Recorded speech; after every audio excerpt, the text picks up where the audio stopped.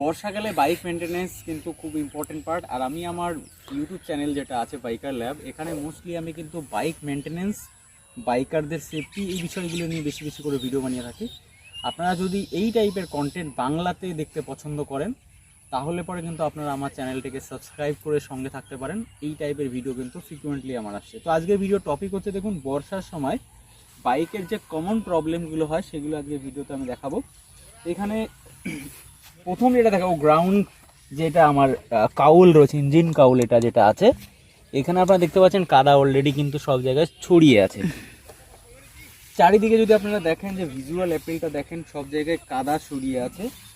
আর last night কিছুটা বৃষ্টি হয়েছে, তো বৃষ্টিতে বৃষ্টি হয়ে যাওয়ার পর রাস্তাঘাট কাদা হয়ে যায়, গ্রামের দিকে তো স্পেশালি বেশি কাদা হয়।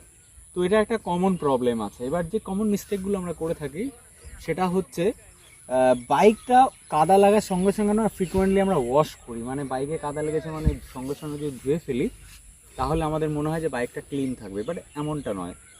দেখুন, আপনি বাইকটা কাদা লেগেছে এখন ধুয়ে ফেললেন, নেক্সট মুমেন্টে আপনার কোনো একটা দরকারের জন্য বাইরে যেতে হবে, এগেইন বাইকটা বের করতে হবে, আবার আপনি বাইকটা নিয়ে রাস্তায় গেলেন, কাদা লেগে গেল, তাহলে আপনাকে আবার ধুতে হবে। এবার একটা কথা বলি, বর্তমান সময় বাইকে ওয়ারিং জিনিসটা এরকমভাবে চলে এসছে যে বাইকের বিভিন্ন জায়গায় এমন এমন জায়গা আছে যেখানে জল গেলে পরে প্রবলেম হতে পারে। তো ফ্রিকুয়েন্টলি ওয়াশ যেটা আছে সেটা কিন্তু রেকমেন্ডেড নয়। আপনি মাসে দুবার ওয়াশ করলে ঠিক আছে, আর যদি খুব কাদা ফাদা লাগে সেক্ষেত্রে কিন্তু আপনারা চাইলে ওয়াশ করতে পারেন, বাট ফ্রিকুয়েন্টলি ওয়াশ করতে হবে এরকম কোনো ব্যাপার নেই, ঠিক আছে? তো আপনারা বর্ষাকালে বাইকটা যত সময় কন্টিনিউয়াসলি ইউজ হচ্ছে ধোয়ার প্রয়োজন নেই আমি মনে করি।